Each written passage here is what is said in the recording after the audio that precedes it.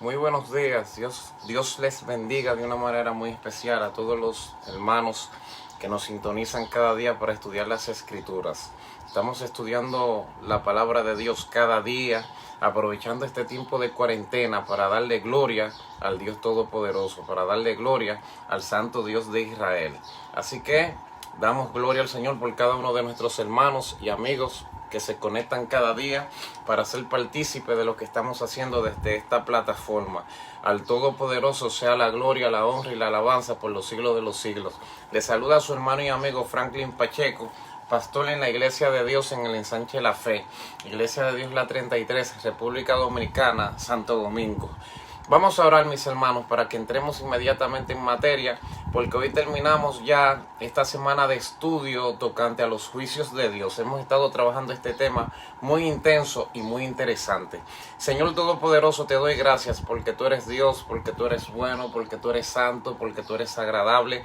Gracias porque tú estás con nosotros, con el poderoso gigante. Bendice a mis hermanos, establece tu orden sobre sus vidas, guárdalos, Dios.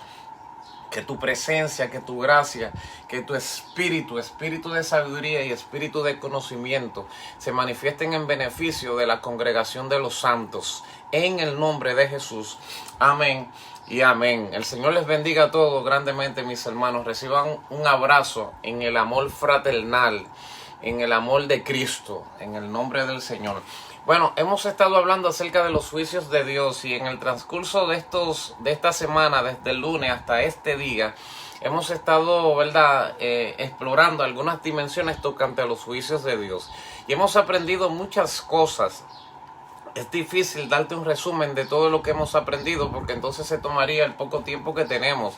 Entre las cosas que hemos aprendido, una de las más importantes que hemos aprendido es que los atributos de Dios tienen múltiples manifestaciones y aprendimos que hay 3 manifestaciones de los atributos de Dios que están intrínsecamente relacionados con el ser humano. Según el Salmos capítulo 36, versículo 5 específicamente, gloria a Dios. O 36.5 evidentemente, y aprendimos que estos atributos, el primero tiene que ver con la misericordia, que su misericordia es alta como los cielos, que el segundo tiene que ver con la justicia, que es como los montes de Dios, y que el tercero tiene que ver como el juicio, que es como los abismos, grande e inmenso. Así que la justicia de Dios es alta como los cielos y lo alcanza todo. La justicia de Dios es como los montes de Dios, irremovible, y que sus juicios son como el abismo, nadie se puede escapar de ello. Y que solamente bajo el atributo de la misericordia es que el hombre puede soportar los juicios divinos, y que en la justicia de Dios los justos serán preservados, y que juicio sin misericordia se hará sobre los que no tienen misericordia, y que la misericordia triunfará siempre, siempre. La misericordia triunfará sobre el juicio. Hemos aprendido que una de las palabras que define el concepto de juicio es la palabra griega crisis, y que el concepto de crisis hace alusión a 2 manifestaciones en el atributo del juicio divino, que es la separación y la ejecución. Es decir, que el hombre que está bajo juicio primero es separado para luego recibir un veredicto. Este veredicto puede ser su liberación o su castigo, que es entonces la ejecución de un juicio. También hemos aprendido que el propósito de los juicios es que los hombres simplemente vuelvan a Dios, y que este elemento de los juicios divinos está avalado en todas las Escrituras. Desde el juicio que fue ejecutado sobre Adán y Eva en el libro de Génesis hasta el gran juicio del trono blanco en el libro de Apocalipsis. También hemos aprendido que el hombre tiene la capacidad, Dios le ha dado la capacidad y el diseño para sobrevivir en medio del juicio, y que sobrevivir es sobreponerse a las adversidades, no desplomarse en el dolor, mantenerse firme en medio de la guerra, en medio de la batalla, y que el elemento principal para sobrevivir en medio de un juicio es simplemente la obediencia, conectarte con el fundamento, identificarte con él y obedecer las órdenes de un fundamento.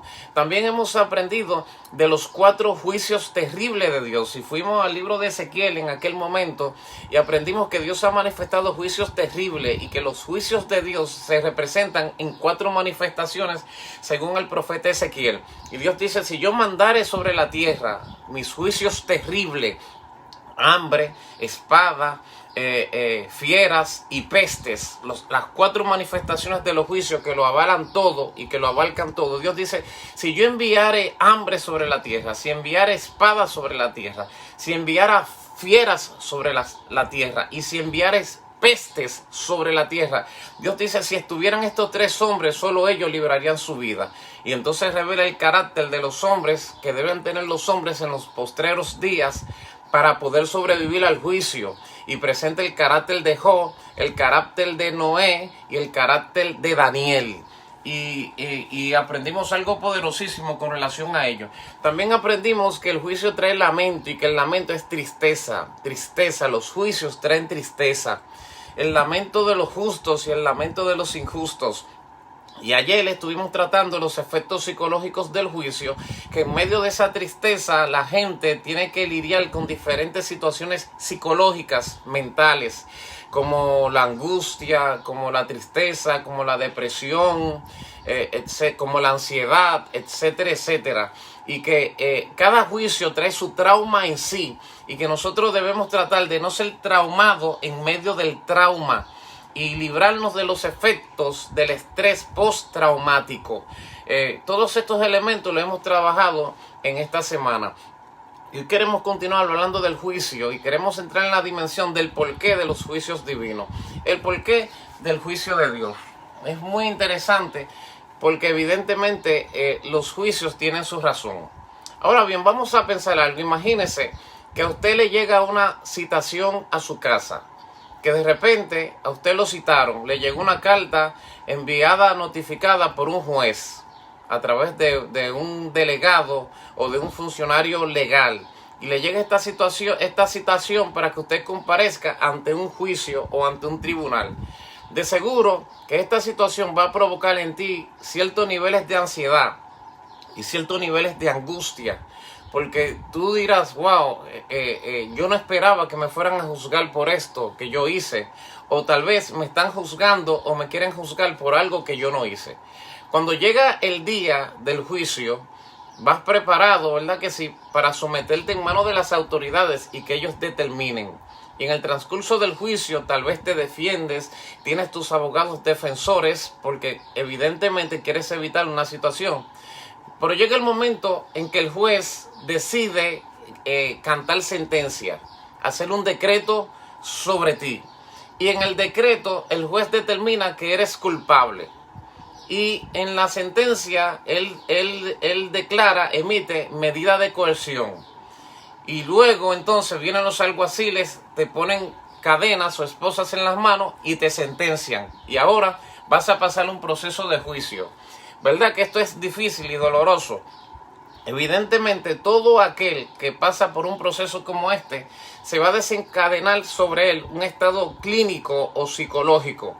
En algunos escenarios se le llaman los 5 estadios del paciente y en otros se le llaman las 5 manifestaciones o los 5 estadios del enlutado. Y son 5 manifestaciones que vienen como consecuencia de una situación que no asimilamos, que es difícil y que produce estrés. La primera es ira. La segunda es negación. La tercera es negociación. La cuarta es depresión y la quinta es aceptación. Ira, porque se siente la indignación de que ahora vas a pasar por un proceso nada agradable, porque la sentencia y el castigo no es agradable. La negación se manifiesta cuando tú dices, yo no acepto esto que me está sucediendo, no lo puedo creer. No puedo creer que estoy siendo castigado por algo que tal vez yo no hice, pero que han decretado que yo soy culpable. Entonces viene la negación, no lo acepto, no lo creo, pero el juicio está ahí ya y ha sido manifestado. La tercera es negociación. Entonces tratas de negociar con el juez. Juez, deme una oportunidad que no lo vuelvo a hacer, pero ya hay una sentencia. O tratas de negociar con Dios. Dios, dame una oportunidad que cuando esto termine no lo voy a volver a hacer. Entonces luego viene la depresión, que es la tristeza del ánimo, la caída del ánimo, el inmenso dolor que no se puede casi resistir, que produce congoja, que produce insomnio, que produce mal humor. y que produce una pena tan fuerte que puede llegar a alguno hasta la muerte. Pero al final, la quinta manifestación es aceptación. Y en la aceptación ya sabemos que simplemente tenemos que resistir o soportar la sentencia. La medida de coerción, que puede ser cárcel domiciliaria o cárcel en el recinto carcelario, y en algunos casos hasta la muerte. ¿Te das cuenta?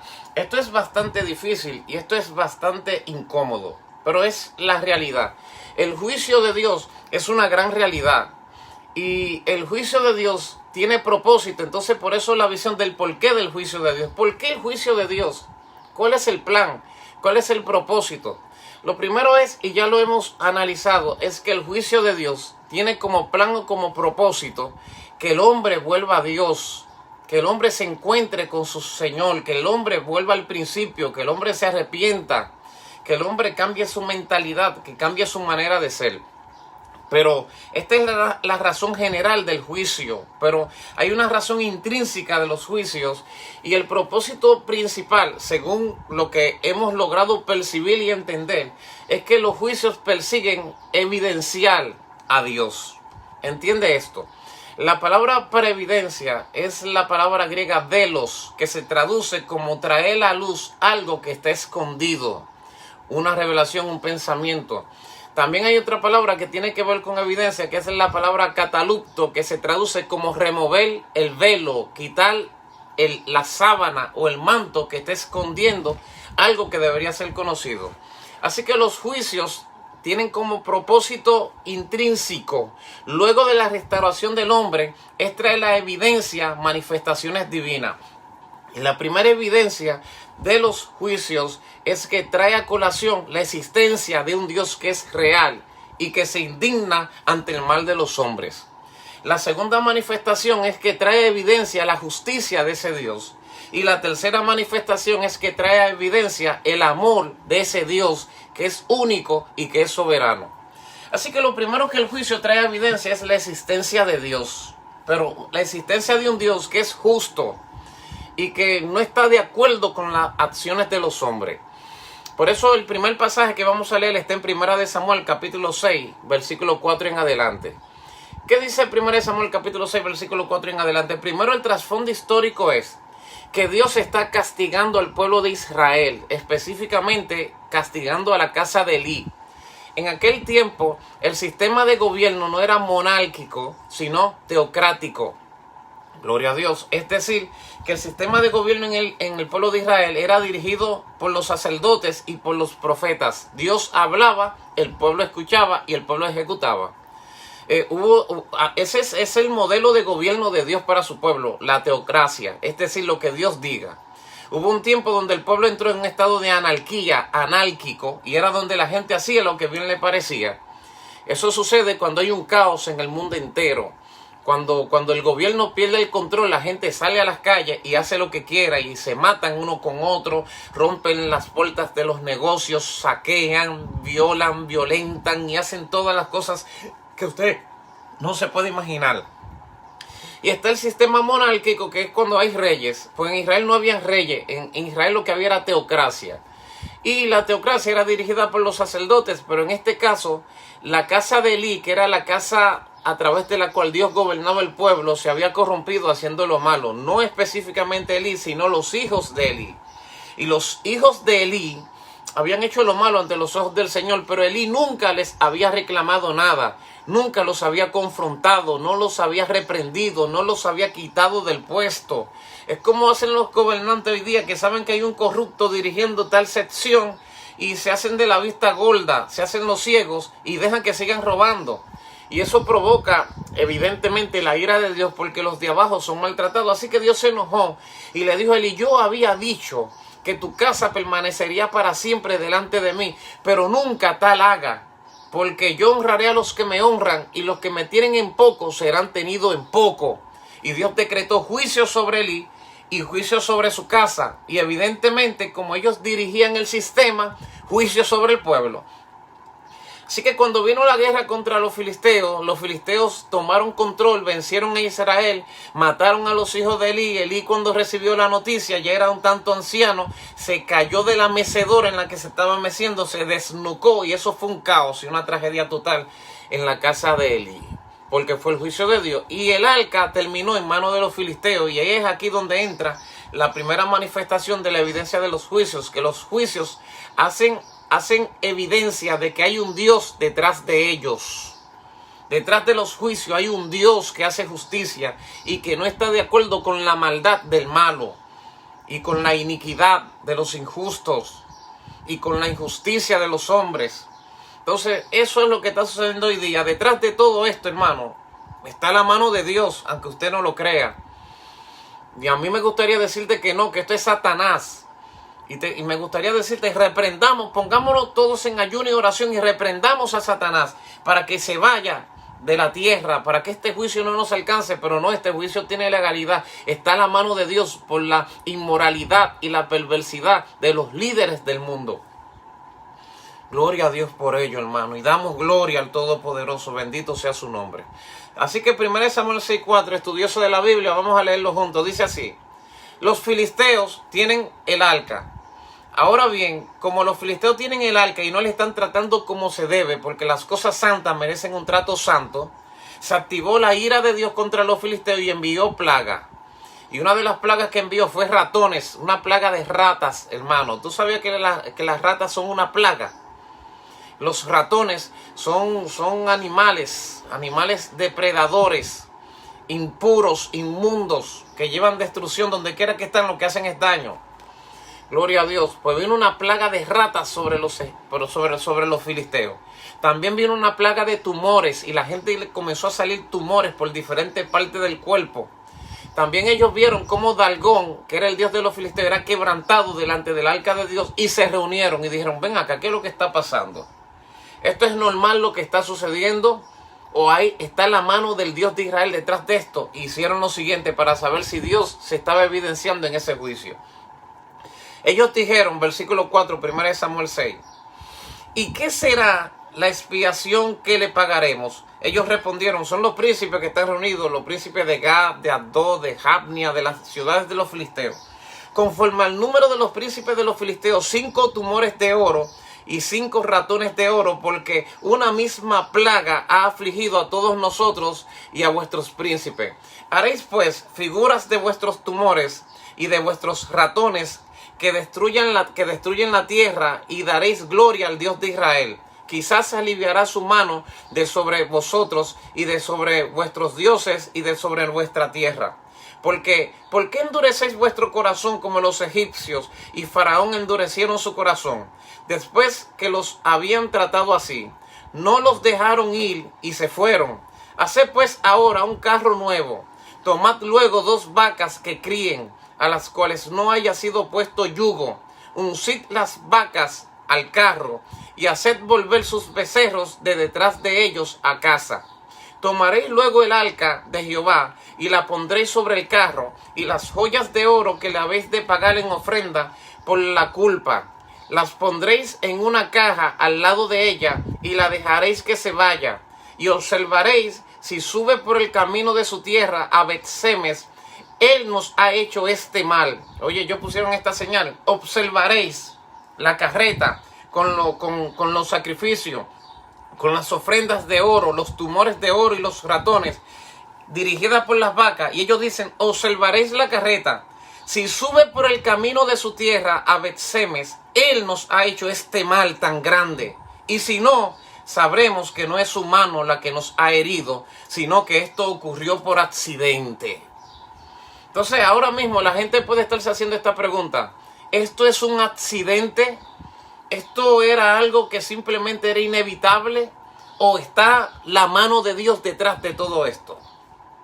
Pues los filisteos pusieron señal. Si es la mano de Dios que está detrás de todo esto, los animales irán hasta la ciudad de Bet-Semes, que era la ciudad de los judíos, que hacía frontera con los filisteos, la que más cerca estaba, irán directa. Si no, las vacas tomarán otro rumbo y sabremos que esto es un asunto del destino y que no tiene que ver con la mano de Dios. Y el versículo 10 dice: y aquellos hombres lo hicieron así. tomaron 2 vacas que criaban, las uncieron al carro y encerraron en su casa sus becerros. Luego pusieron el arca de Jehová sobre el carro y la caja con los ratones de oro y las figuras de sus tumores. Y las vacas se encaminaron por el camino de Bet-seme y seguían camino recto, andando y bramando, sin apartarse ni a derecha ni a izquierda. Y los príncipes de los filisteos fueron tras ella hasta el límite de Bet-semes. O sea, se cumplió la señal. Las vacas que caminaban derecho con los sacrificios detrás llegaron hasta el lugar donde tenían que llegar, hasta donde los judíos y los filisteos entendieron que habían provocado la ira de Dios. ¿Qué deben hacer los pueblos para entender que han provocado la ira de Dios? El Señor dice: si se humillare mi pueblo, sobre el cual mi nombre es invocado, y oraren y buscaren mi rostro y se convirtieren de sus malos caminos, entonces yo oiré desde los cielos, yo perdonaré sus pecados y yo sanaré su tierra. ¿Qué es lo que el Señor le está diciendo? Si tú te humillas, el juicio se removerá, porque la humillación nacional, colectiva, mundial de un pueblo puede remover el juicio de Dios. Pero si no, sabréis que esto tiene nombre, apellido, propósito, dirección y determinación, y que Dios lo ha permitido para reprender a los hombres por sus maldades y por sus pecados. Romanos 1:18 establece: porque la ira de Dios se revela desde los cielos contra toda impiedad e injusticia de los hombres que detienen con injusticia la verdad. Porque lo que de Dios se conoce le es manifiesto, pues Dios se lo manifestó. Porque las cosas invisibles de Dios, su eterno poder y su deidad, se hacen claramente visibles desde la fundación del mundo, siendo entendidas por medio de las cosas hechas, de modo que no tienen excusa. Gloria a Dios. Está diciendo que la ira de Dios se revela desde los cielos y que por medio de la ira de Dios y las cosas que de Dios se conocen, se hace manifiesto que es la ira de Dios la que se está activando. Gloria a Dios. Esto no es normal, hermano. Esto no es natural. Esto tiene un empuje divino. Y evidentemente Dios ha permitido que los hombres cosechen lo que han sembrado. Gálatas 6:9, no es rey, Dios no puede ser burlado. Lo que el hombre siembra, eso cosecha. Este virus fue creado por los hombres. Y es ahí donde entonces en esta manifestación de este virus a uno le dan uno de los 5 estados del paciente. Ira, uno siente ira e indignación. Porque uno dice: qué malas son estas personas que han provocado todo esto. Porque, hermano, aunque usted no lo crea, hay un grupo de gente a los cuales le llaman los dueños del mundo, que toman decisiones de la colectividad. Y muchos de ellos deciden quiénes van a vivir y quiénes van a morir. Y en un momento determinado, como este es el sistema, Dios permite que logren sus asuntos para reprenderlo a ellos mismos, porque hasta ellos van a perder el control de esto. Pero al final todos tendrán que compadecer ante el tribunal de Cristo. La segunda manifestación evidenciada de los juicios de Dios y que hacen alusión a lo que Dios tiene con nosotros, luego de que evidencian su existencia, también evidencian su justicia. La justicia de Dios. Que la Biblia dice, Romanos 2:6, el cual pagará a cada uno conforme a sus obras. Eso es justicia. Justicia es el atributo de un justo, la acción de un justo. La capacidad que tenemos para cumplir las leyes. El carácter del hombre justo se llama justicia. En la mitología griega se presenta la justicia, o griega o romana, como una mujer, como una mujer que tiene una venda en los ojos, que tiene una balanza en la mano izquierda y que tiene una espada en la mano derecha, dando a entender que la justicia no mira, sino que evalúa el peso de aquellos que están siendo juzgados y que tienen su derecho, una espada para castigar. Por eso la Biblia dice que si eres transgresor de la ley debes temer, porque la justicia no en vano lleva la espada. O sea, la justicia tiene una espada y la tiene en la mano para utilizarla. Así de sencillo, gloria a Dios. Justicia y juicio son el cimiento del trono de Dios. El trono de Dios es justo y el trono de Dios hace juicio. Ahora bien, en la justicia divina, ¿quiénes son los que serán juzgados? Esdras capítulo 7, versículo 26. Y yo quiero que usted, estudioso de la Biblia, abra su Biblia en Esdras 7, 26 y que usted lo haga rápido porque estamos estudiando el texto y estamos aprendiendo de Dios. Esdras 7:26 dice: y cualquiera que no cumpliere la ley de tu Dios y la ley del rey sea juzgado prontamente, sea a muerte, a destierro, a pena de multa o a prisión. Oye, qué interesante esto. Cualquiera que no cumpla la ley de tu Dios será juzgado prontamente a uno de estos 4 efectos del juicio: a muerte, oye esto, destierro, pena de multa, es decir, pagar, o prisión. Bendito Jehová, Dios de nuestros padres, que puso tal cosa en el corazón del rey para honrar la casa de Jehová que está en Jerusalén. Ve, ¿a quiénes juzgará la ley, la justicia de Dios? A los que quebrantan la ley de Dios. Todo el que quebranta la ley de Dios se está poniendo bajo juicio. La palabra para ley, una de las palabras griegas que me llama la atención es la palabra nomos, nomos. Y esta palabra nomos se traduce como aquello que se asigna. La ley es una asignación divina.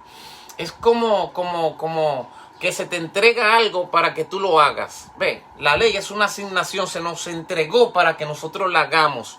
Es como, por ejemplo, que usted ahora en la mañana, que estamos en cuarentena, usted le diga a uno de sus hijos: toma este swapper o este mape, como usted quiera llamarlo, esta cubeta, y tú vas a trapear la casa, vas a swapear la casa. Usted le entregó le asignó los elementos para él trapear la casa. Eso es ley. Ley es lo que se asigna. La ley de Dios no ha sido asignada, hermano, y tenemos que guardarla. Ahora bien, cuando una persona no cumple la ley, se conoce como aquel que no tiene ley. Y la Biblia dice que los que sin ley pecaron, sin ley serán condenados. Y los que bajo la ley pecaron, por la ley serán condenados. Porque no son los oidores de la ley los justos ante Dios, dice Pablo, sino los hacedores de la ley. Esos serán llamados justos. No es simplemente el que tú escuches la palabra de Dios lo que te hace un justo. Escucharla te da una asignación, te da ley. Vivirla es lo que te hace digno de la justicia. Por eso nace la palabra nomos, es asignación, y anomia es sin ley, aquel que no tiene asignación. Y de esta palabra es que se desprende la palabra paranomia o paranomos, que se traduce como el que quebranta la ley. Y de ahí es de donde nace el concepto iniquidad, inicuo. Inicuo es aquel que quebranta la ley. El punto de la iniquidad es que la iniquidad se esconde en el corazón del hombre. Por esto es que Dios dice: tus iniquidades han hecho división entre ti y entre tu Dios. Y yo quiero ahora ustedes, estudiosos de la Biblia, que vayan conmigo a Isaías 59 para que entiendan esto, de lo importante que es tener nomos, de lo importante que no ser un anomo o tener la anomia, y lo importante que es quebrantar la paranomia, es decir, la iniquidad en el corazón del hombre, porque esto provoca el juicio de Dios. Si cuando Dios pasa un escáner por tu corazón y en tu mente encuentra iniquidad dentro de ti, la iniquidad tiene que ver con esas leyes que todavía tú no has roto, pero que ya estás preparado para romperlas. Entonces, no es que Dios te castiga por encontrar iniquidad en tu corazón, pero al encontrar iniquidad en tu corazón, Dios se aleja de ti porque dice: este es un transgresor de la ley. Eso es increíble. Pues vamos a leerlo en las Escrituras. Isaías 59:1, oiga lo que dice: he aquí que no se ha cortado la mano de Jehová para salvar, ni se ha agravado su oído para oír. Pero vuestras iniquidades, iniquidad, paranomia, quebrantar la ley desde el corazón. Vuestras iniquidades han hecho división entre vosotros y vuestro Dios. Cuando Dios encuentra iniquidad, Dios se aleja.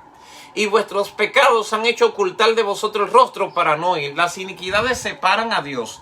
Pero mientras el hombre todavía no ha caído en la iniquidad, puede clamar y puede invocar a Dios. Pero cuando el hombre vive la iniquidad que tiene en el corazón y peca, ese pecado hace que los oídos de Dios se tapen y que no escuche. Por eso, hermano, lamentablemente, esto es una ley. Dios no oye a los inicuos. Dios no oye a aquellos que voluntariamente practican el pecado. En el Evangelio de Juan, capítulo 9, los judíos confrontan al hombre que había sido sanado, al paralítico me parece que era, que había sido sanado, y le dicen: sabemos que Dios no oye a los pecadores, dice él, pero si alguno es temeroso de Dios y hace su voluntad, a ese oye. Es decir, si un pecador es temeroso de Dios y hace su voluntad, se rompe la paranomia que le impide ser escuchado por Dios en la manifestación del pecado. Ahora bien, si uno es temeroso de Dios y hace su voluntad, ¿cuál es la voluntad que tiene que hacer el pecador para ser escuchado por Dios? La única voluntad que le da acceso al pecador de que sus palabras se escuchen en oración es el arrepentimiento. Así que cuando el pecador se arrepiente y se convierte en temeroso de Dios, o sea, se activa en él el temor de Dios y ora, Dios le oye. Wow, qué poderosa es la palabra del Dios de Israel. Alaba a tu Dios, hermano. Entonces, porque vuestras manos, entonces el versículo 3, porque vuestras manos están contaminadas de sangre, vuestros dedos de iniquidad, vuestros labios pronuncian mentira, habla maldad vuestra lengua. No hay quien clame por justicia, ni quien juzgue por la verdad. Confían en vanidad y hablan vanidades, conciben maldades y dan a luz iniquidad, incuban huevos de aspides y tejen telas de araña. Esos son los inicuos, los que no tienen temor de Dios. Oye eso, incuban huevos de aspides. Eso está poderoso. Y tejen telas de araña. El que comiere de sus huevos morirá, y si los apretaren saldrán víboras. Hay gente que están tan lleno de maldad que si tú comes sus palabras, si tú prestas atención a sus palabras, morirás. Y si lo presionas, soltarán serpientes. Es un lenguaje metafórico que está hablando del inicuo, del aquel que quebranta los mandamientos de Dios, del anomio, inicuo, paranomio, perverso, destructor. Gloria a Dios. Sus telas no servirán para vestir, versículo 6, ni de sus obras serán cubiertos. Sus obras son obras de iniquidad, y obra de rapiña está en sus manos. Sus pies corren al mal, se apresuran para derramar la sangre inocente. Sus pensamientos de iniquidad, destrucción y quebrantamiento hay en sus caminos. No conocieron camino de paz, ni hay justicia en sus caminos. Sus veredas son torcidas. Cualquiera que por ellas fuere, no conocerá la paz. Por esto se alejó de nosotros la justicia, y no nos alcanzó la rectitud. Esperamos luz, y he aquí tinieblas, resplandores, y andamos en oscuridad. La justicia de Dios en el juicio se ejecuta sobre los que quebrantan su justicia. Gloria a Dios. Hay una palabra hebrea que también tiene que ver con este concepto, el concepto de justicia, y esa es la palabra Torah. Torah tiene que ver con ley, con guardar la ley del Señor.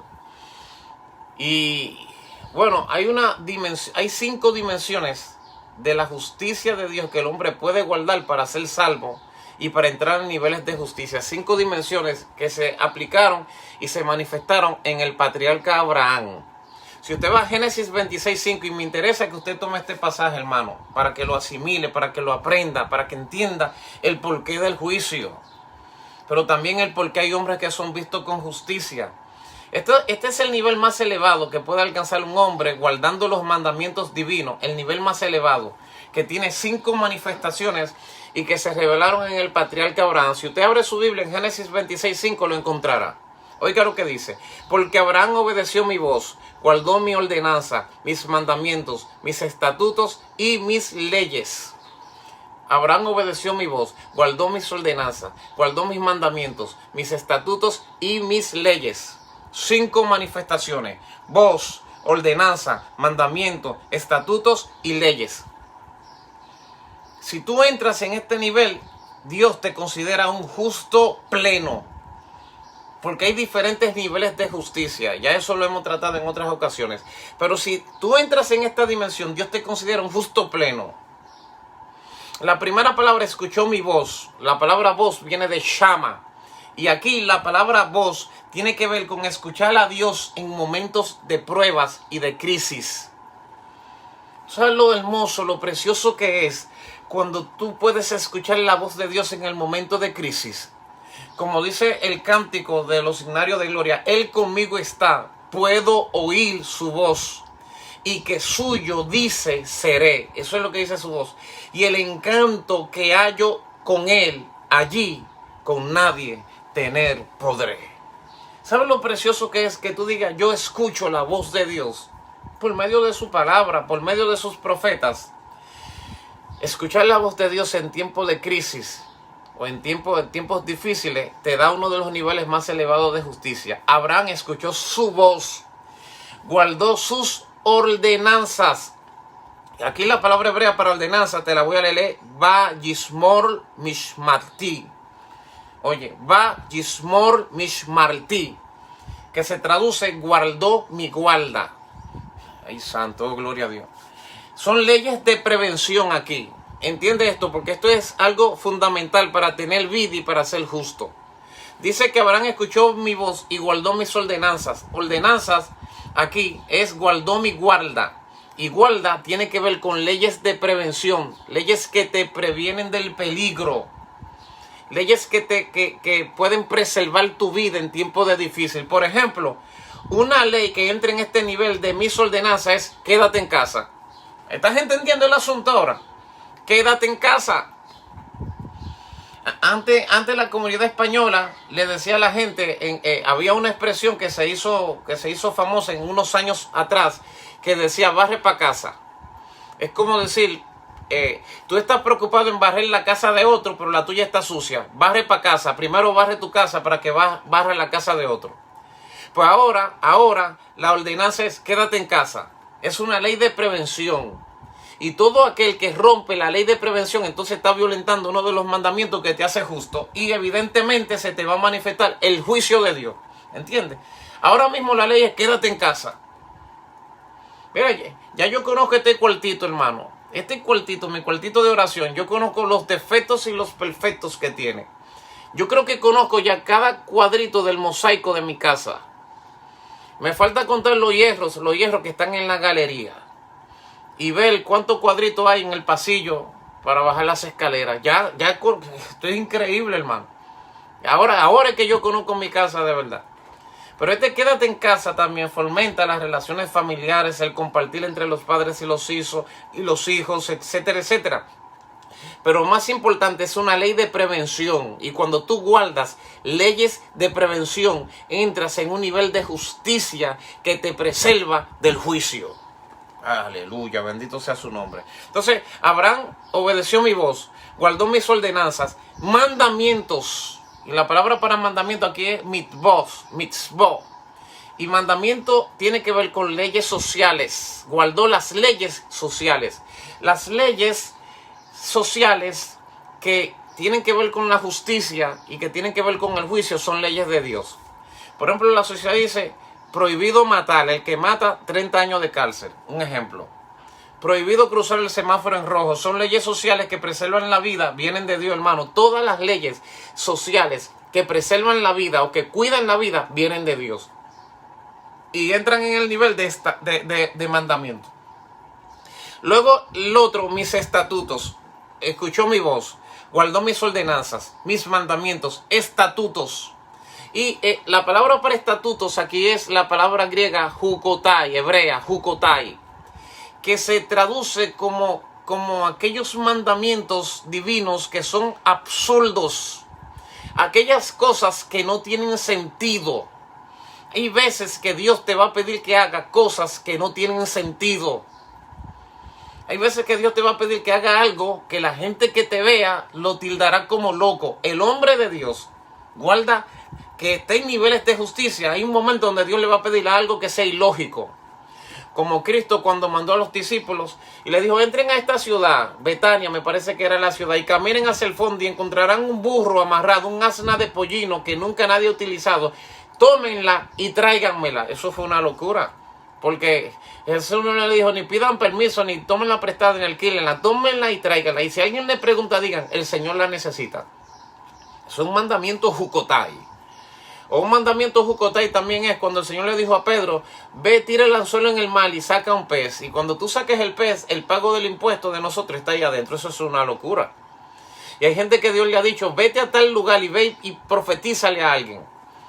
Como el caso que yo escuché de un hombre que el Señor le dijo, ve al monte ahora mismo. y párate en el valle, en el extremo de la montaña. Y cuando tú estés ahí, yo te diré lo que tienes que hacer. Y el hombre fue y se paró allí en el extremo. Y cuando estaba ahí, el Señor le dijo, ahora grita fuertemente, Cristo te ama, Cristo te ama, Cristo te ama. Eso es una locura. Voy al monte a vocear 3 veces que Cristo te ama. El hombre lo hizo, no lo entendió, pero sin embargo lo hizo. Ve, el hombre estaba en este nivel, Jucotay. Luego hubo una campaña años después en la congregación y el predicador, que era un hombre que Dios usaba de una manera extraordinaria, había sido invitado para dar su testimonio.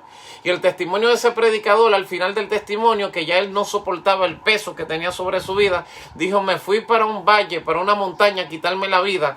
Cuando tenía la soga preparada, que la tenía en el cuello, escuché esa voz que dijo, decía del otro lado, Cristo te ama. Y él dijo, oh, ¿qué es lo que está pasando?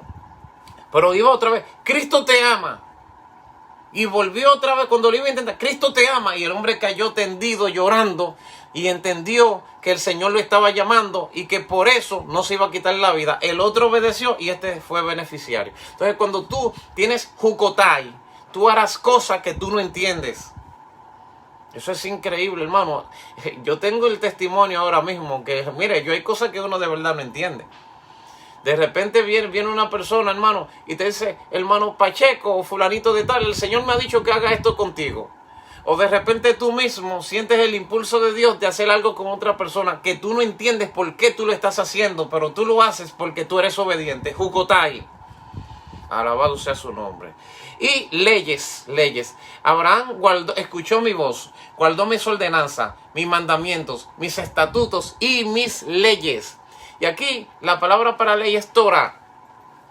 Pero en este contexto, Torah es instrucción, pero de aquí es que nace la palabra Kol Torah. Kol Torah. Kol significa voz y Torah significa instrucción. La voz de la instrucción. Él guardó la voz de mi instrucción. De esta palabra es que viene la palabra cultura. Cultura, aunque usted no lo cree, el concepto cultura es un concepto espiritual. Y cultura en su significado intrínseco tiene que ver con escuchar la voz de Dios y guardar sus mandamientos. Por eso se habla de la cultura del reino, el Kol Torah del reino de Dios sobre la tierra.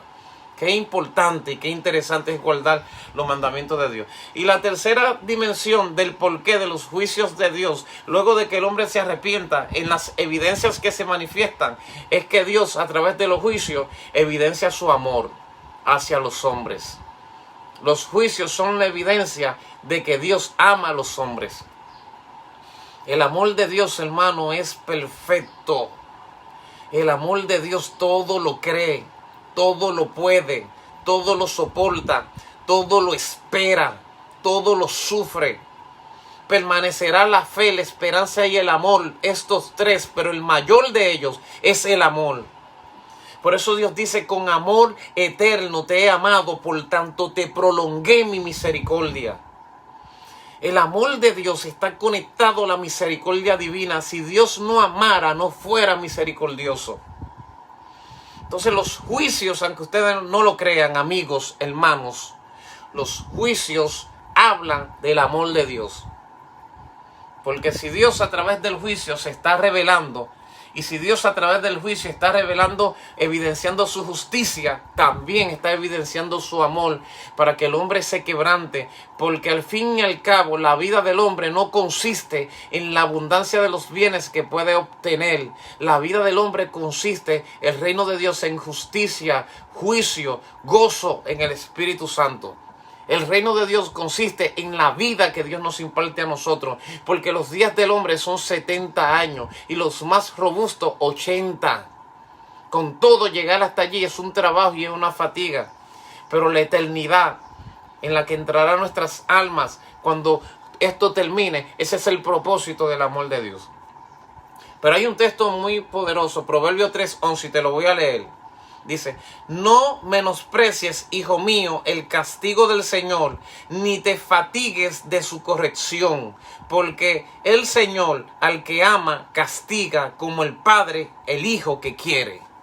No menosprecies, hijo mío, el castigo del Señor, ni te fatigues cuando Él te corrige, porque al que Él ama castiga y azota a los que tienen por hijo. Y Hebreos 12:6, ahí si usted quiere puede buscarlo, estudioso de las Escrituras, 12:6, 7, 8 y 11, dice: porque el Señor al que ama disciplina y azota a todo aquel que recibe por hijo. Si soportáis la disciplina, Dios os trata como a hijos. ¿Por qué? ¿Qué hijo es aquel a quien el Padre no disciplina? Pero si se os deja sin disciplina, de la cual todos han sido participantes, entonces sois bastardos y no hijos. ¿Qué es un bastardo? Un bastardo es alguien que es hijo de un hombre, pero no legítimo. Es hijo sin papeles, hijo sin derecho, hijo sin herencia. Si Dios no te castiga y no te disciplina cuando te alejas de la ley de Dios, cuando te alejas de su voz, de su mandamiento, de sus estatutos, de sus ordenanzas, de sus decretos, de sus leyes. Si Dios no te disciplina cuando tú haces lo malo, si este sistema no estuviera siendo confrontado y disciplinado por Dios, es porque ya Dios no nos está viendo como hijos, nos está viendo como bastardos. Y entonces nos ha entregado al mal y a nuestra autodestrucción. Pero al fin y al cabo, al final de todo esto, hermano, nacerá la justicia, nacerá la luz, resplandeceremos como el alba. El versículo 11 dice: es verdad que ninguna disciplina al principio parece ser causa de gozo, sino de tristeza, pero después da frutos apacibles de justicia a los que en ella han sido perfeccionados. Así que el juicio es una manifestación, el castigo es una manifestación del amor divino, y la resiliencia debe ser una de las cualidades de los hijos de Dios. ¿Qué es la resiliencia? Es una manifestación psicológica en la cual el hombre desarrolla capacidades para obtener lo mejor del mal, para sobrevivir en medio de la crisis, para soportar las aflicciones, para ver el vaso medio lleno y no medio vacío, para entender que al final todo saldrá bien. Gloria a Dios, hermano. Hoy hemos terminado este ciclo de enseñanzas tocante a los juicios de Dios. Espero que el Señor te haya edificado y espero que no estés molesto conmigo, hermano. No te molestes. Luego vamos a continuar la próxima semana con otro tema. Estoy pensando en traer la próxima semana temas que tengan que ver con la familia y tomar 5 días trabajando la familia, porque ahora mismo en este tiempo hay principios familiares que tenemos que poner en práctica. Y estoy orando a Dios para que me dé dirección, para que trabajemos esta área la próxima semana. Pero entre tanto, hermano, el mundo está bajo juicio. El sistema está bajo juicio. La modalidad de la iglesia es de supervivencia. Tú eres un sobreviviente. Sométete a la palabra de Dios, a las leyes de Dios. Guarda el mandamiento, principalmente el mandamiento de prevención, para que esta corona no esté sobre tu cabeza, sino la corona de justicia, la corona de gloria y la corona de vida. Y espero en el Señor que la peste no toque la puerta de tu casa, y que si entra por la misma puerta donde entró, que salga. Y que si esto te alcanza y te afecta por el propósito divino, que tú lo resistas. Y que si no lo resistes, entonces que se abra una puerta grande en el cielo para ti. Porque muchos lo resistirán, otros no lo resistirán. Unos serán tocados y otros no. Pero el mundo está bajo juicio. Y nuestro deber es tener conciencia. Y no volvernos histéricos.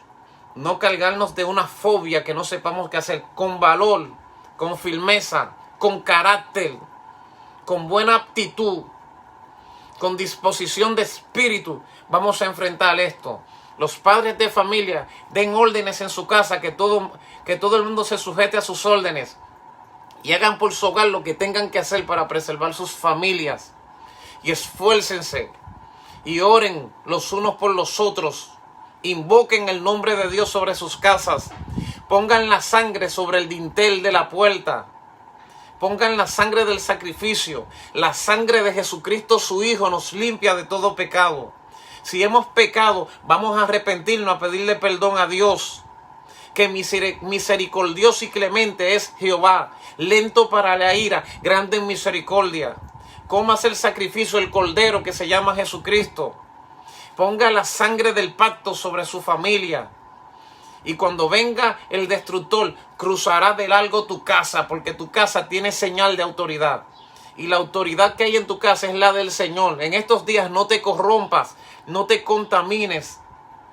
La ociosidad es lo peor que le puede suceder a una persona. Y ahora mismo se pueden manifestar diferentes niveles de ociosidad que te alejen de la justicia divina. No lo hagas.